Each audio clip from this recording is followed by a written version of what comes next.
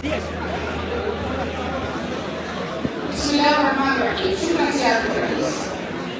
بداية سيادة الرئيس أتمنى التركيز كلامي لأن كلام مهم. أول شيء أنا أطالب بإحالة كل الذين وردت أسماءهم للقضاء ويتم التحقيق معهم بشكل مهني وحيادي. اثنين، أتمنى السيد الوزير لأنه صار خلط، بعض النواب حاول يخلط الأوراق، عليه أن يوضح.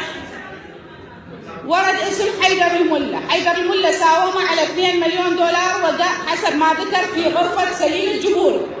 ساومه على أن يسوي له استجواب حنان الفتلاوي، أن يحاول البعض يحرف الحقيقة ويضع اسمي، يزج اسمي بقضية أنا ما معنية بها.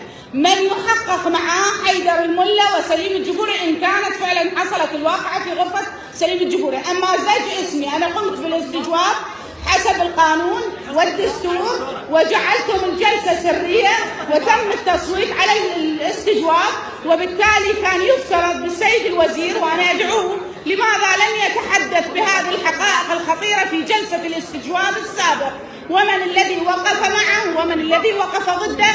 الاستجواب اكتمل ولم يسوى وحصل تصويت عليه وكانت أسئلته أكثر من 20 سؤال وجعلتم الجلسة سرية.